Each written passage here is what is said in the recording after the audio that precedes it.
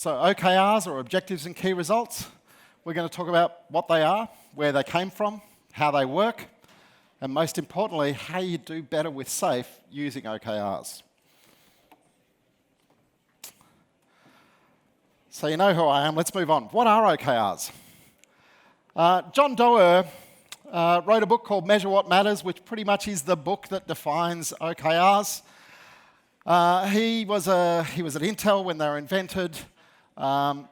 A management methodology that helps ensure that the company focuses efforts on the same important issues throughout the organisation. They were invented at Intel back in 1971. Andy Grove came up with them. They were initially called IMBOs, or Intel Management by Objectives. So he's inspired by the Management by Objectives movement, but he took it a little bit further. They were then introduced to Google, a very young Google, back in 1999, when John Doerr introduced Larry Page and Sergey Brin to them. Google embedded them in their DNA. They have been, ever since, the key tool by which Google defines their strategy.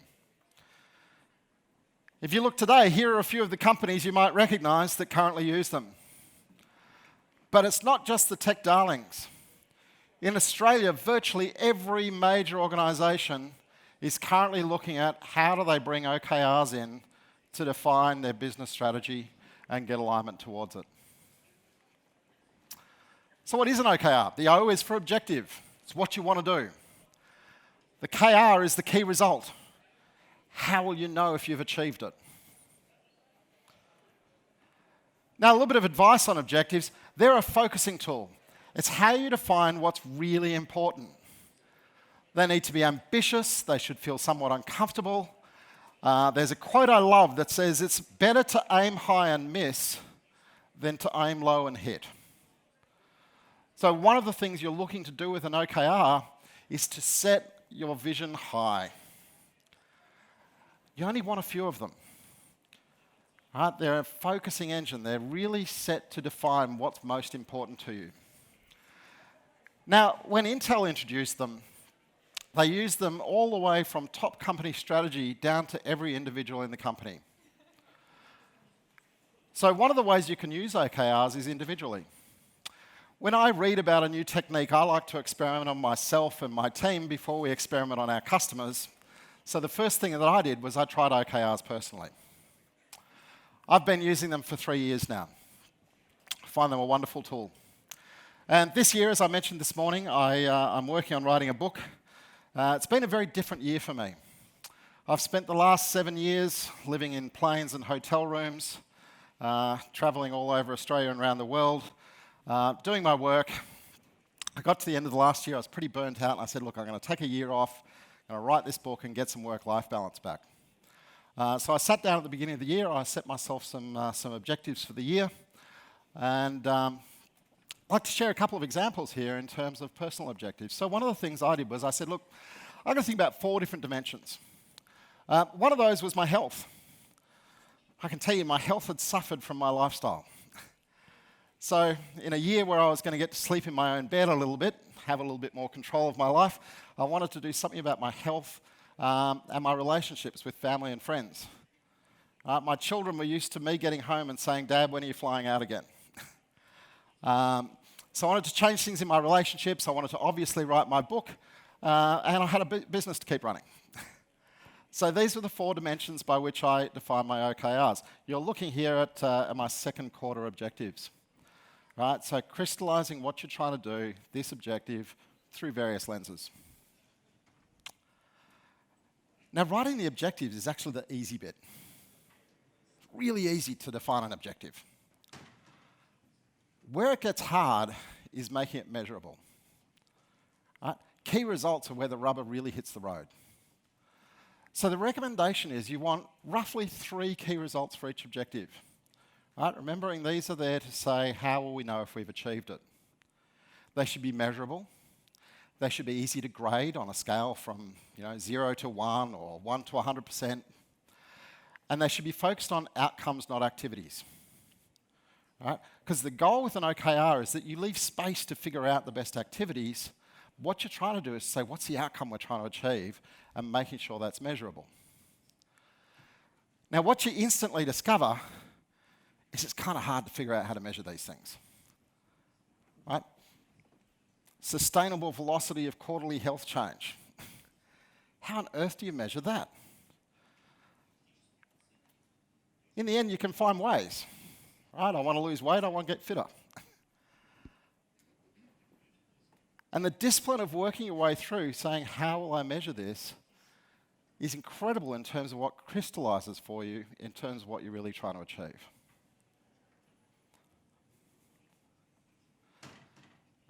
And the beauty of setting the measure is it sets you up for feedback.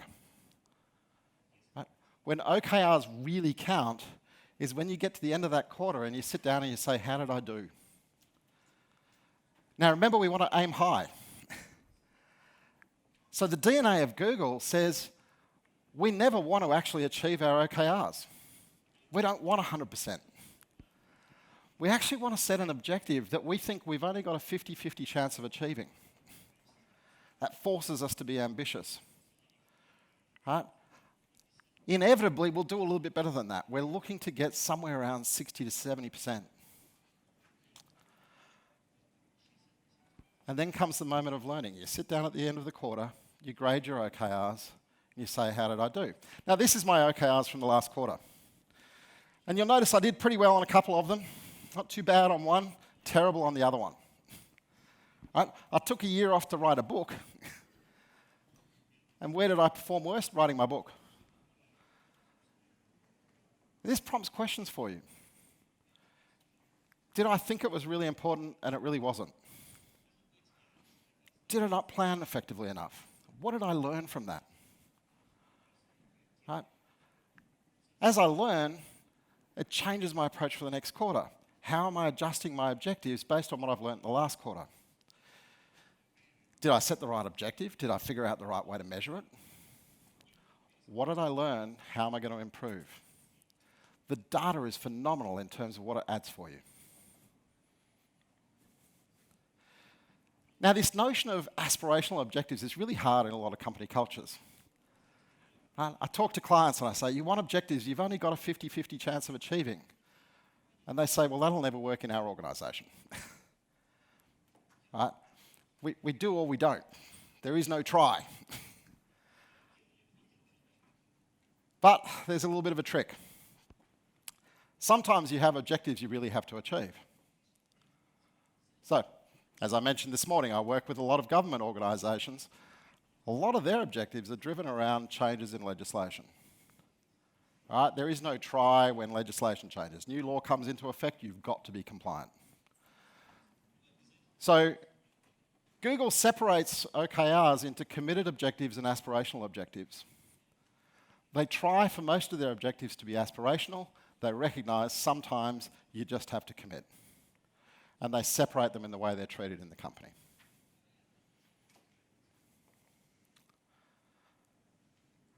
The other trick is to recognise they work at multiple horizons.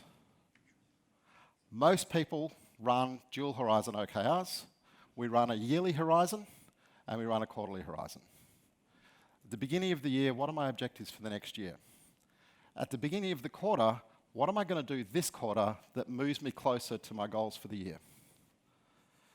What tends to happen is the objectives look fairly similar from quarter to quarter, the key results change.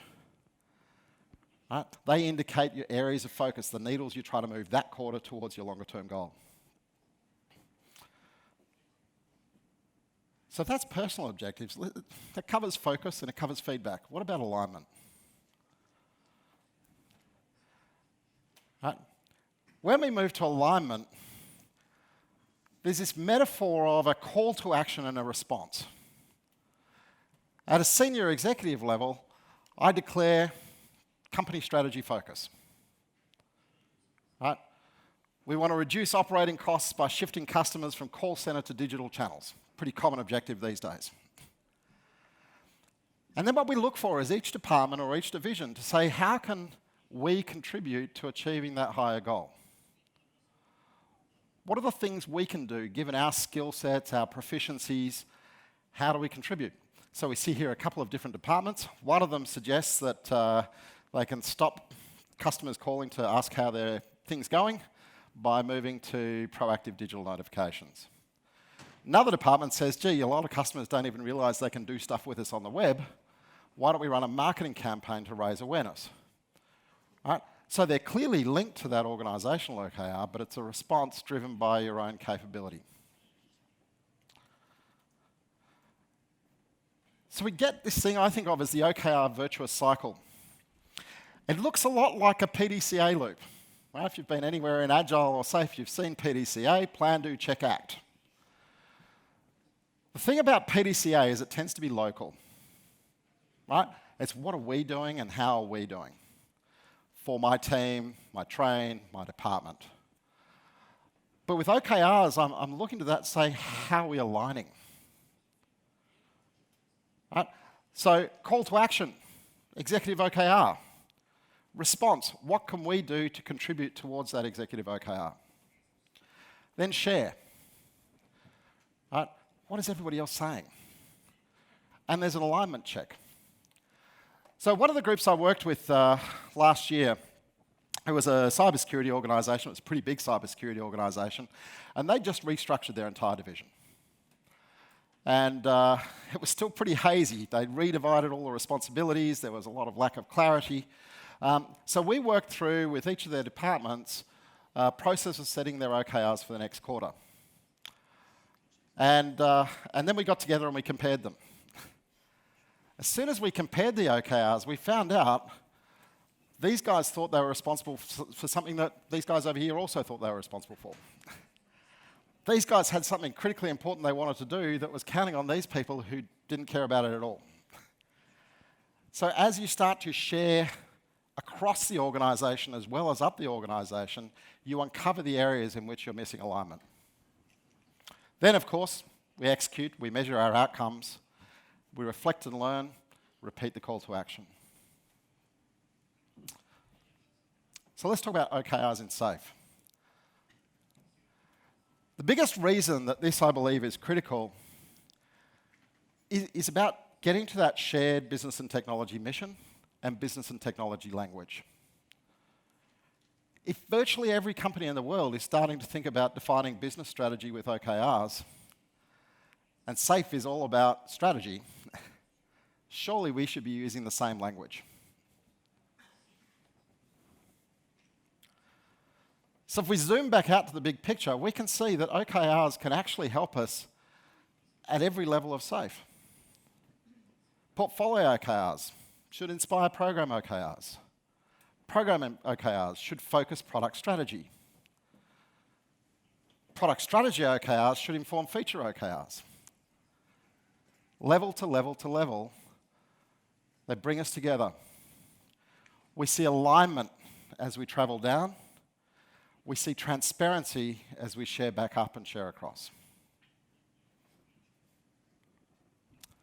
So, let's talk about OKRs at the portfolio level. Every portfolio starts with a visioning exercise. We spend days in workshops defining portfolio canvases. What is the current state for our portfolio? What is our desired future state?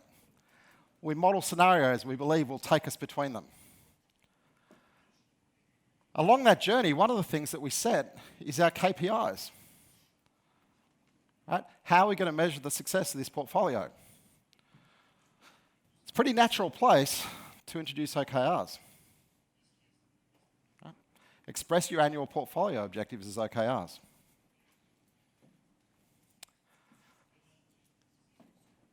Here's an example. Now, it was actually really difficult coming up with examples for this talk. Because I've worked with so many customers over the last few years helping define OKRs that every time I thought of one, I was going to give away client confidentiality. So in the end, I have something that's a bit of a merge of a whole bunch of my clients. I decided to cheat and use a digital portfolio because that's what everybody has at the moment. Here's an example. We've got a digital transformation portfolio. We have 3 key objectives. We want to reduce operating costs by shifting customers from the call center to digital channels. We want to attain market leadership with millennials by addressing their preference for the digital channel. We know young people would rather talk to an app than to a person. We want to be relevant there. And we want to increase our share of wallet by getting better understanding of our customers using their data. And of course, some key results telling us how we'll know. Now that we've got those, our portfolio OKRs function as a call to action for epic ideas. Right? What's an epic? It's a big idea we think will move us towards our strategic objectives. Right? So the response coming from our stakeholders and our people in our organisation is, these are the things we think would help us achieve our OKRs. So if we zoom in on this one about greater understanding of our customers through data, some of the epic ideas, right? Service interventions for customers at risk of churn. So churn, I'm not sure if it translates here. When I leave one company to go to one of their competitors, we describe that as churning. Right? So we want to find customers we think are likely to churn. We want to see if we can save them using data. Here's another idea. We think if we analyse our complaint data, we can find areas where we should be improving our services. Flip to the right side. Can we use AI to drive different sales recommendations? Can we think about different product bundling strategies to get more of our customers' business? So, call to action, portfolio OKR. Response, epic idea. But it doesn't stop there. So we know we define epics using an epic hypothesis statement and a business outcome hypothesis. In case you hadn't figured it out yet, Dean got obsessed with the word hypothesis a couple of versions of SAFe ago. You can never go far without seeing a hypothesis. Well, what about expressing our business outcome hypothesis as OKRs? Here's my idea. Right? These are the objectives within the idea. We think we can automatically find customers at risk of churning. We think we can help our customer service staff to intervene and save them. And we think if we do it early with the right data, we can save them without giving away credits and rebates. Now I understand it. Let's go another layer. We know as we break into an epic, we break it down into its MVP. So the MVP for this epic is probably some kind of predictive model cooked up by our data scientists that's going to find high-risk customers. And if we can get that model and it's got a reasonable chance of predicting, we think it's going to be worth digging deeper into this idea and spending more money there. So I can define OKRs for the MVP. Right? Let's build a model, let's test it against historical data and see whether it actually accurately predicts customers at risk. And then while we're there, let's actually make sure we can use that prediction. Right? Can we give the right information to our customer service operators so that when they're on the phone to the customer, they know how to save the account? But we also know every MVP finishes with a decision. Should we pivot or persevere? Well, how did I do on my OKRs? Right? Look at my KR grade, tells me, am I going in the right direction or should I pivot? Let's flip to the program level. So just as we begin defining a portfolio using a portfolio canvas, we define a release train vision using an art canvas. This is actually one of my contributions to SAFe. I invented it after many iterations with my customers, made it into the framework. And one of the things that I had really focused on over the years was talking about success measures. Right? Beginning with the end in mind. When we launch this train, we're launching it with a strategic mission. How do we know if it's succeeding? How will we measure that? I don't want to talk about whether they deliver software. I want to talk about if they achieve the business outcomes they're brought to life to achieve. What are those success measures? So when we launch a release train, we have a one-day visioning workshop.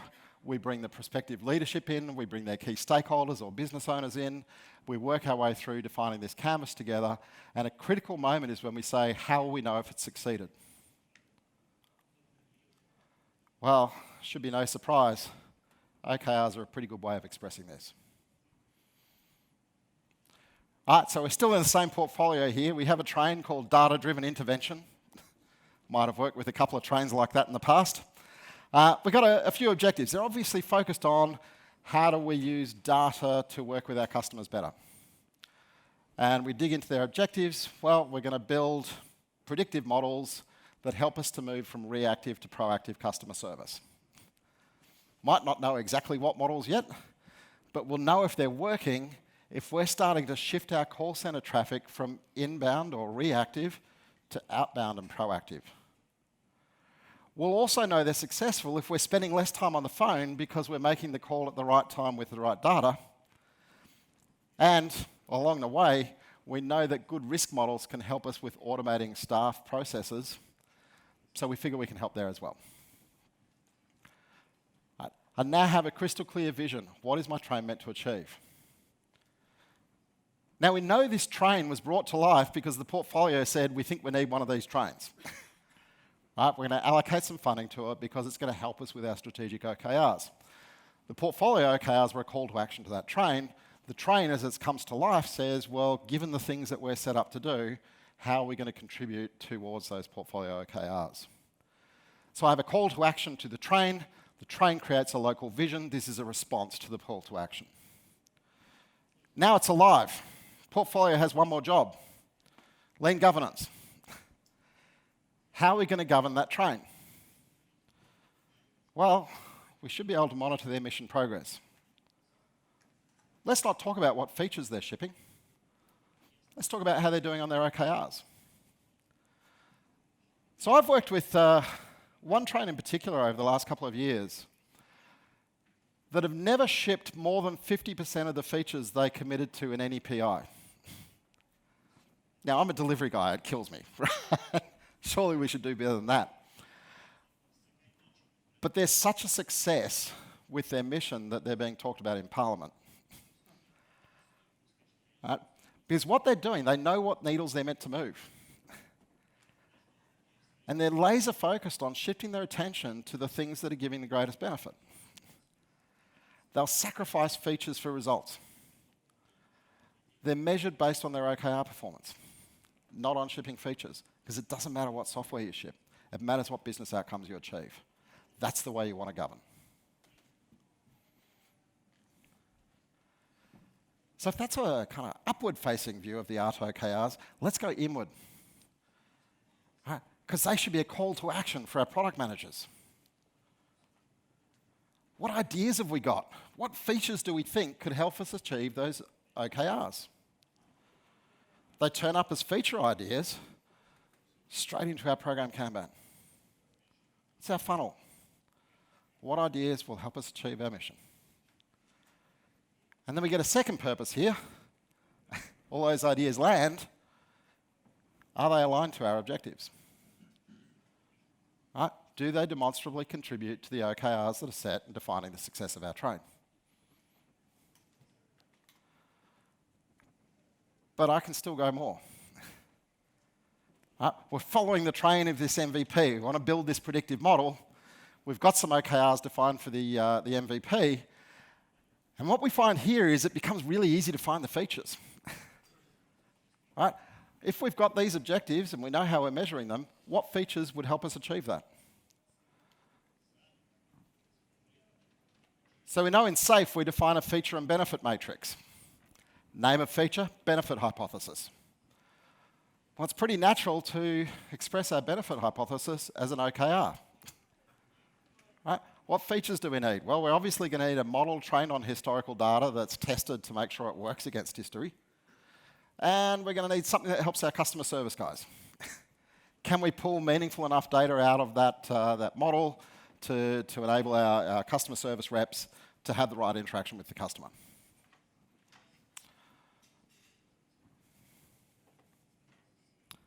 Once I've got those, I use them all the way through the life cycle. We know already we're going to do an alignment check. Is this feature aligned to our strategic objectives? But then the first thing I'm going to do with that feature is exploration, user research, customer research, right? Gathering data, figuring out the right way to bring it to life. I should be able to test those OKRs during the exploration process. If I discover that it's not actually going to pay out, I can cancel the feature before I ever start building it. Then, of course, I have to build the measurability into the feature itself. Right? Every feature and the benefits it suggests should be measurable, and being able to measure it should be part of building the feature. And beyond that, can I actually do KR validation while I'm in implementation? Right? When I go out and I do user testing, are the results I'm getting from user testing as I build validating that I'm on track for the things I'm trying to achieve with the feature? Or should I change focus? And then, of course, once I deploy it, I'm measuring my key results. How did it do? Did we get 0.5? Did we get 0.7? What did we learn? How does that influence our future product strategy? Those results should be available to my product management. They should be available to my teams.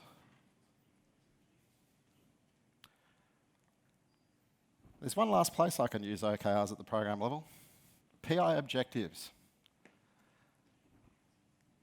Now, I've been teaching SAFe for a lot of years. And there are a few things that commonly cause confusion, and probably nothing causes more confusion than PI objectives. As people go into PI planning, they say, why are we setting up objectives? We're here to deliver features. And we talk about SMART objectives, specific, measurable, but nobody actually writes SMART objectives. Right? We're meant to be assessing the train based on how well it achieves its objectives. Well, let's have a look at these. Right? These are straight off the SAFe website. My team's objective, help with the radar proof of concept. Well, how are they going to help? When I get to the end of the PI, how will I know they've helped? Right? It's really fuzzy. And unfortunately, most PI objectives I see look like this. Wouldn't it be nicer if they looked like that? Right? Now I know how they're meant to help. It's pretty obvious they're helping because they're thinking about emergency braking in response to collision detection. We're going to know they succeeded if we avoid emergency braking most of the time, and when we do need to use it, we get it within 25 milliseconds. It's no longer something fuzzy that says, did you help or not? It's really clear what we're there to do and how we're going to know whether we've done it.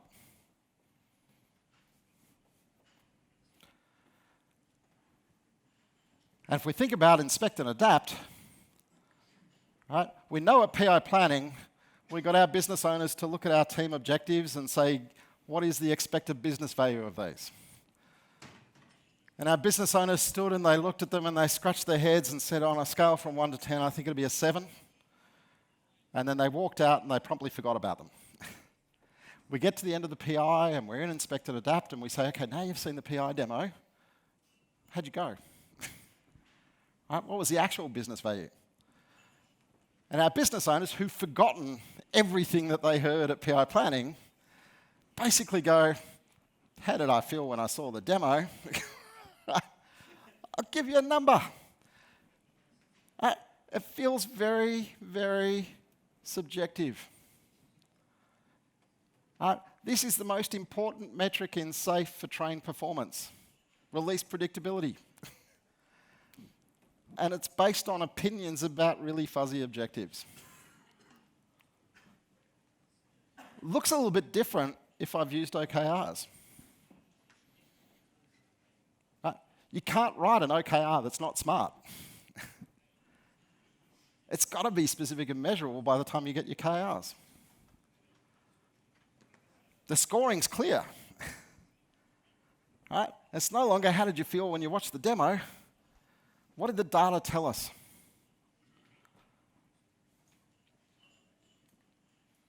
So speaking of inspect and adapt, let's talk about relentless improvement.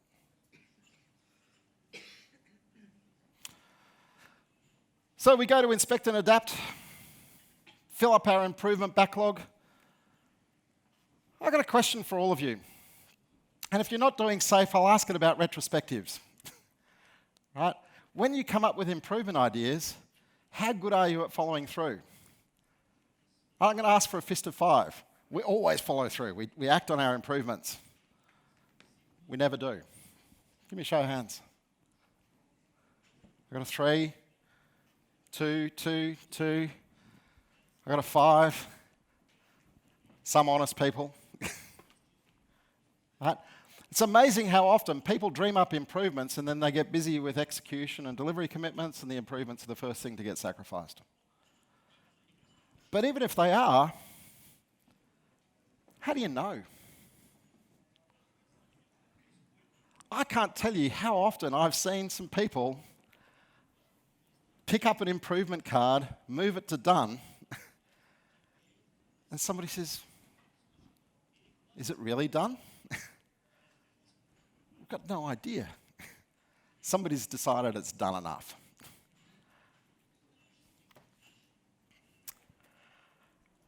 So I had the privilege of going to Japan earlier. I went in July. It's been something I've longed to do for a very long time, to do a lean study tour of Toyota.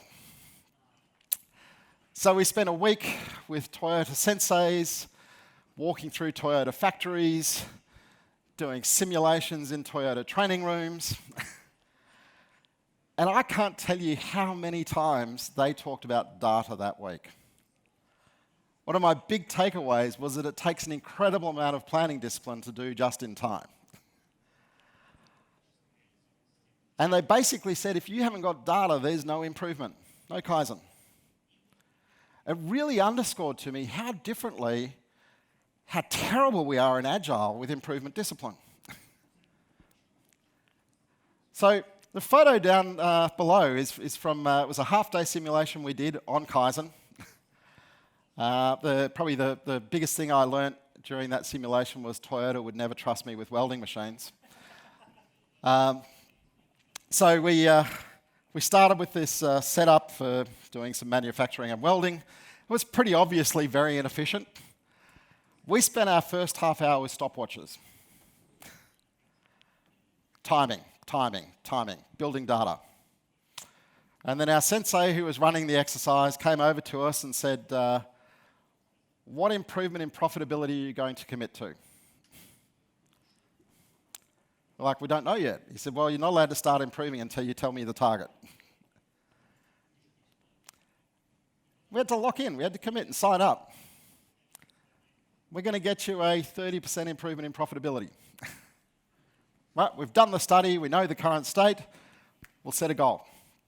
And then we went off and we experimented and we iterated, and then we got to proving it, and once again, the stopwatches were out.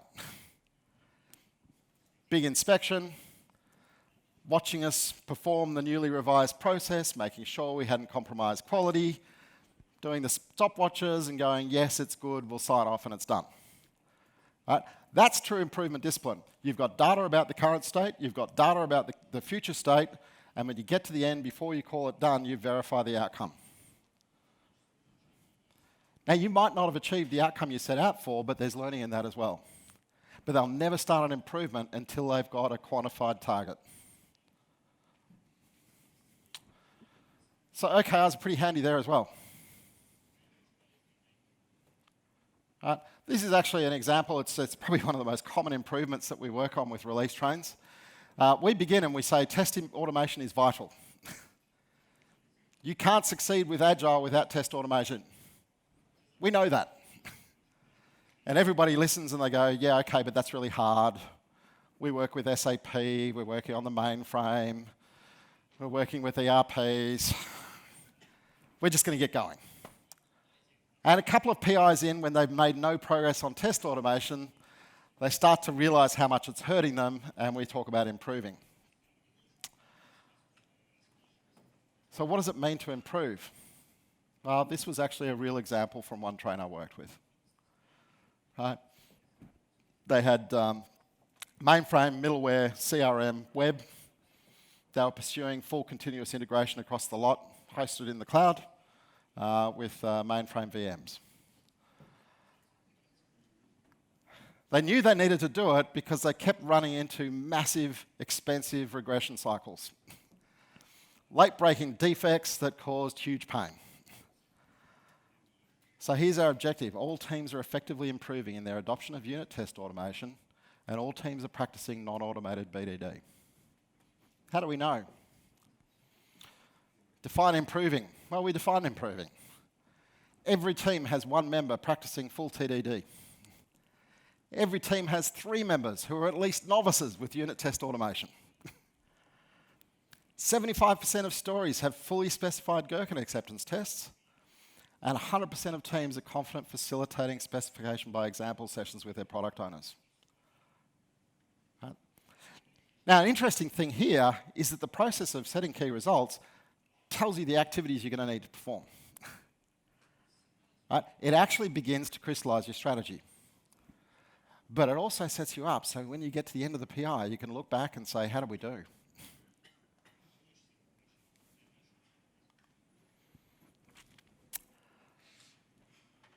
So let's take some closing thoughts.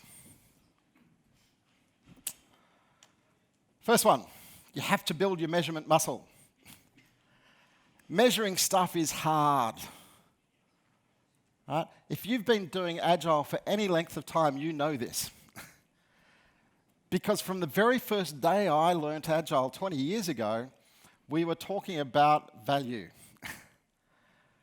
and making decisions based on value. And almost nobody that I work with who's been doing Agile for years is still any good at measuring value. Now, it's a bit of an obsession for mine, because I believe if you can't measure value, then you're probably not going to get a sustainable transformation. But it's really hard to start. How do we measure what seems unmeasurable? You've got to practice, and it will be difficult. But there's a second piece to this. It's amazing what it does to flush assumptions. So, over the last month, I've been going through the process. I've set up a partnership with a couple of colleagues to start a new company where we're looking at Agile tooling with the Atlassian tools. So we began with a lean business canvas. We spent days together locked in a room creating our business canvas. Then we said, well, let's set our OKRs for the first year. We set our objectives. That was pretty easy. Then we started setting key results. Now, we thought by this time, right, with days of sweating away trying to argue about our shared vision, we thought we were aligned, and then we started setting those key results. We realized we weren't. Because as soon as we started to say, how will we measure it, we found the unspoken thoughts each of us had. And it was great. Because if we'd found out those assumptions 3 months from now, right, one of them was really big. We'd all said we're not going to draw any salary for the first year. It turned out not all of us had the same definition of no salary. One of us was assuming it meant we'd do a notional salary after a few months. We needed to know that early. Second one, set and forget is a recipe for disaster. I can't tell you how many clients I've worked with who said, let's do OKRs. And we grabbed people into big workshops, lots of executives in the room, huge arguments, hour after hour after hour agreeing OKRs. We got to the end of the workshop, those OKRs got filed in a PowerPoint deck, weren't looked at again for months. We got to the end of the quarter when we should be measuring them. And people went, where did we file them again? And somebody did a mad hunt, they found the SharePoint folder, pulled them up and went, well, hang on a second, what we've done is nothing like what we said we were going to do. Let's not score them, it would be too embarrassing. Let's just set new ones. Right? They've got to be in front of you every day. You need a rhythm. Right? They're a focusing tool. With my personal OKRs, I run it weekly. Every Sunday night, I sit down and I say, what did I do in the last week that moved me towards my OKRs for the quarter? And what am I going to do this week? So it means I never go longer than a week without staring back at what I committed to a couple of months ago. Sometimes that's a little bit confronting. I look at the end of the week and I went, I did nothing this week, right? But it's constantly in my face. Right? The beauty with Agile is we've got these things called sprints and PIs that give us a natural rhythm for doing this. Right? When I go into sprint planning as a team, what are we going to do this sprint that moves us towards our committed OKRs for the PI? Right? We can bake it in, but you've got to have a rhythm that says you never lose sight of what your objectives are.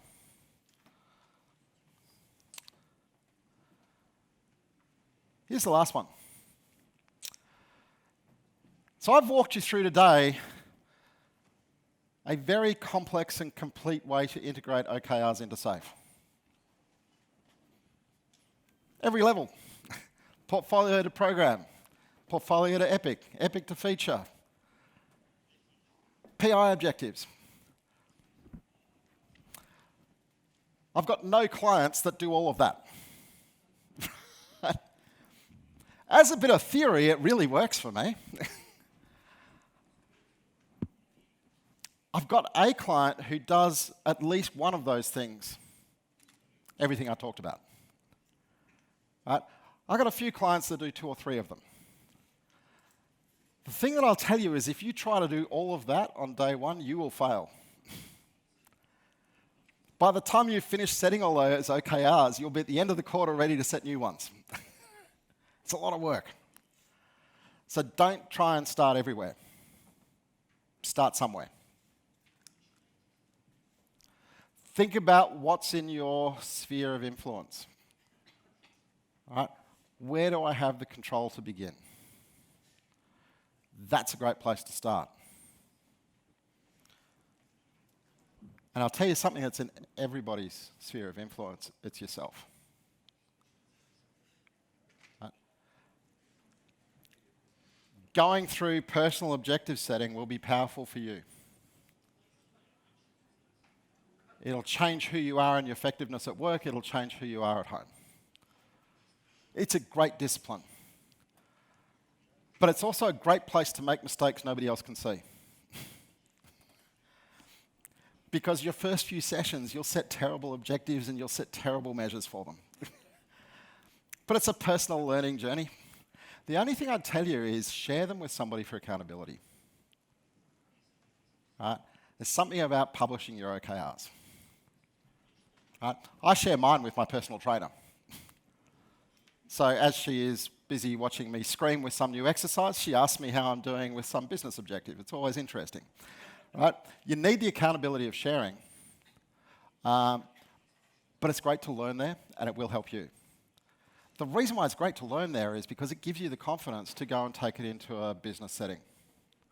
I knew by the time I took the first client down the path of OKRs, I'd made lots of mistakes.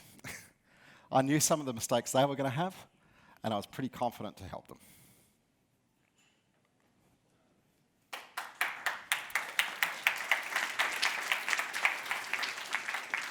Thank you so much, Mark.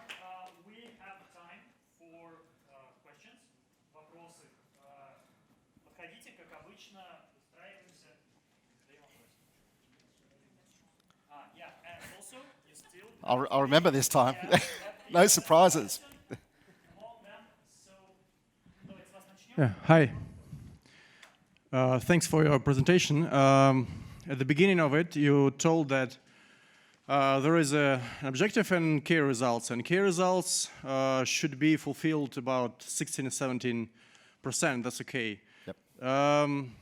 I think it could bring to the situation when the people thinks, okay, we have key results, but we actually don't need to fulfill them. Everybody knows that we need only to fulfill it on 16 or 17%.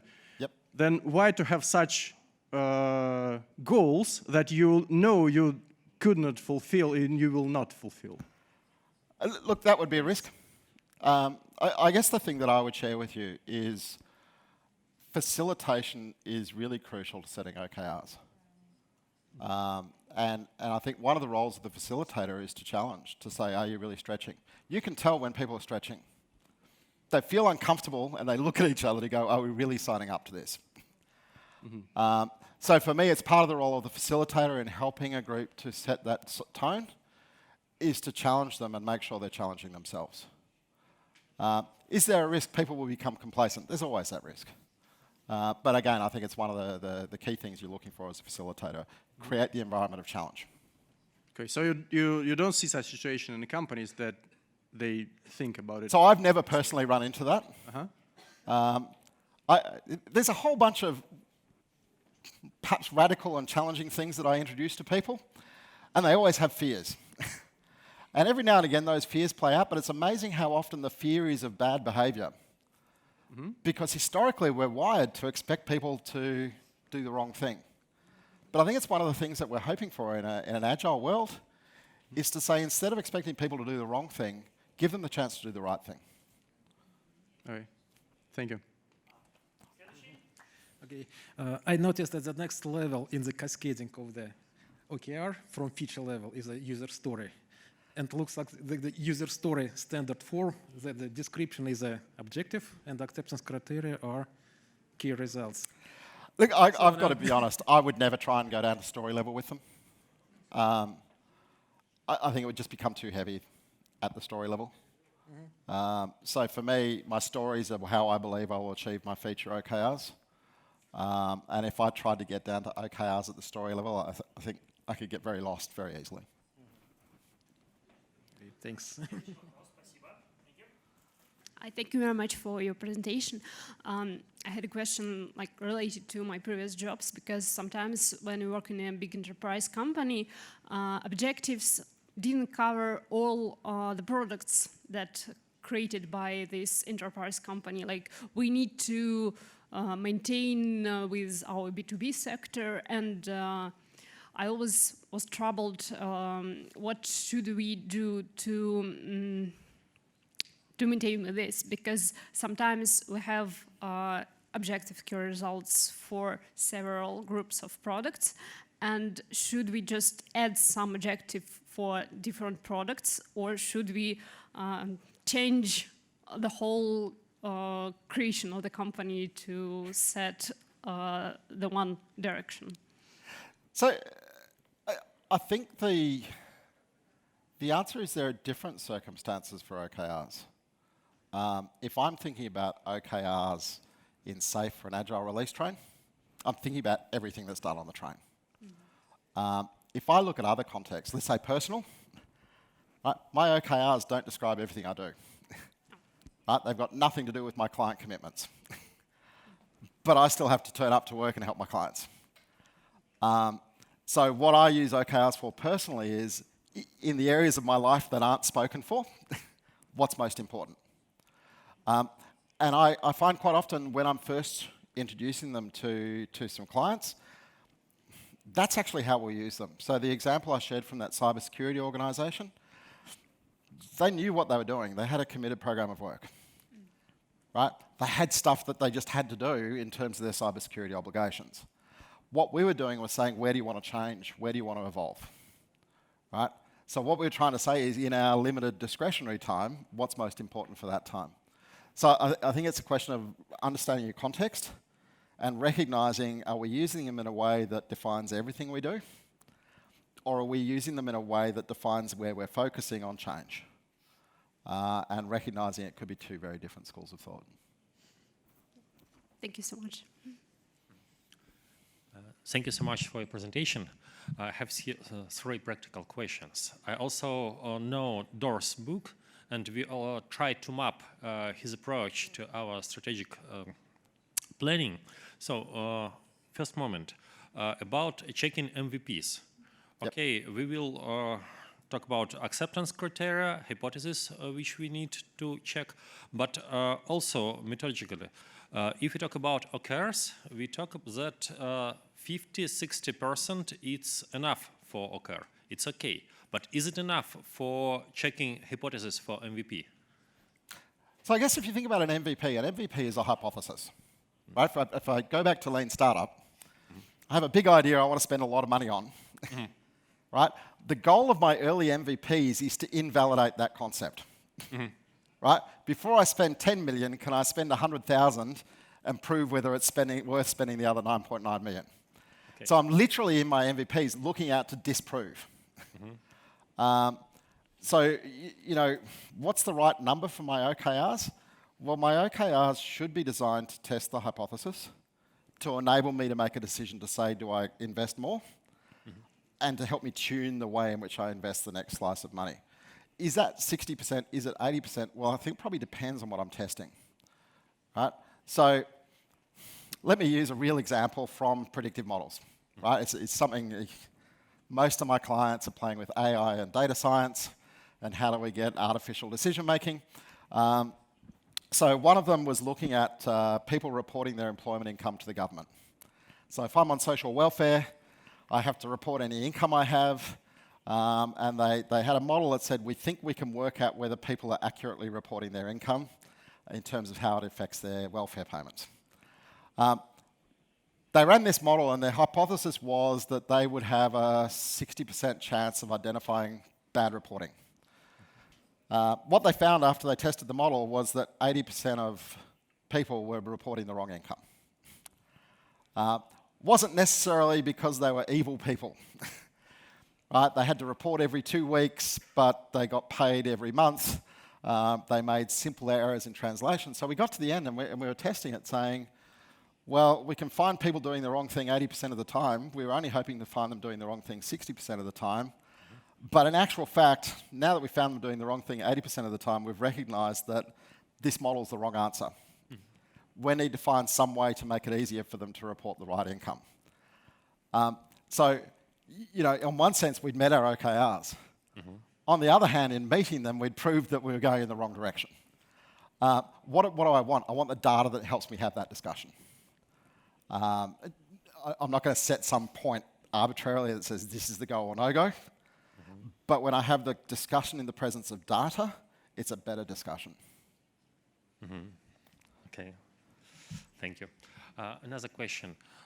When we have a slide with different kinds of OKRs, HR OKR, long-term OKR, short-term OKR, but when we read Dor, he talks about top-down OKR cascading. Is it necessary on your experience? Okay, no, it's not. Right? I've started with OKRs at many different levels. So if you read John Doerr, everything starts with your executives. And fundamentally, most of his book says the executives have to do it and get it right before you go anywhere else in the organization. I've worked with a number of release trainers who just said, we think it will help us. Okay. So, you know, you can start anywhere. The other warning that I would give you is that cascading is potentially very dangerous. Right? So it's a really common, and it was one of the slides I deleted for time management.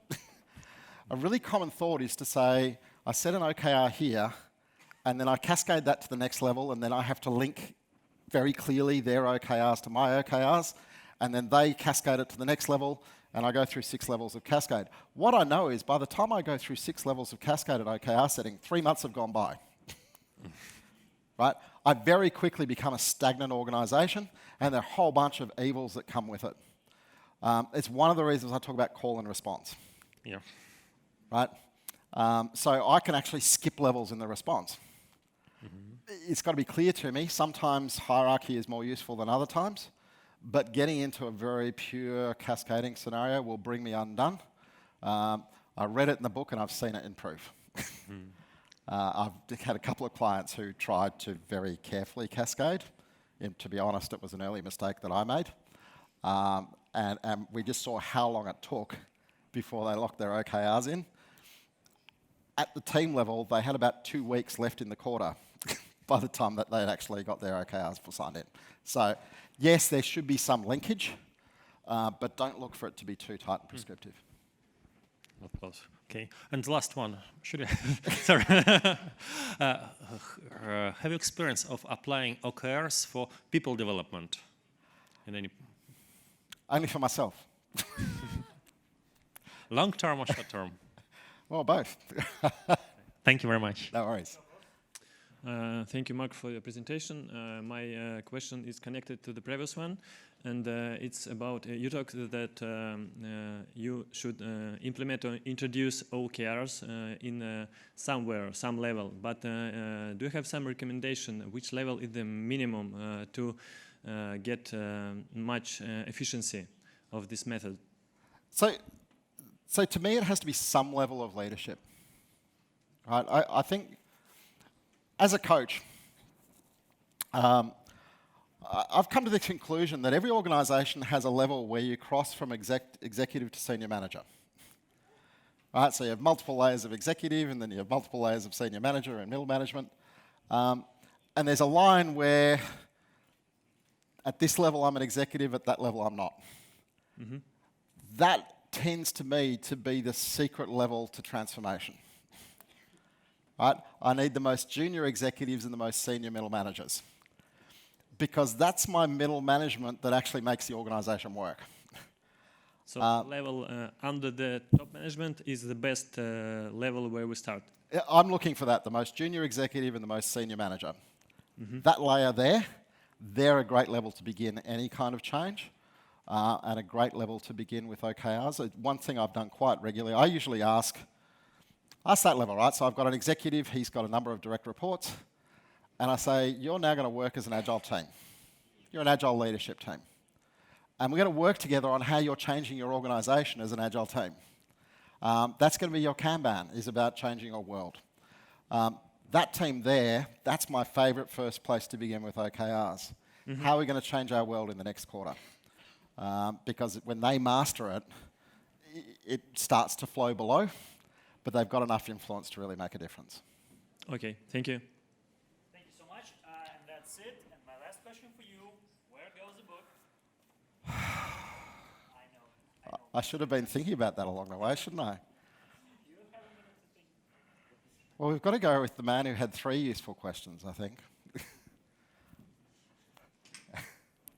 you for the 3 questions. Congratulations. And thank you so much. Pleasure.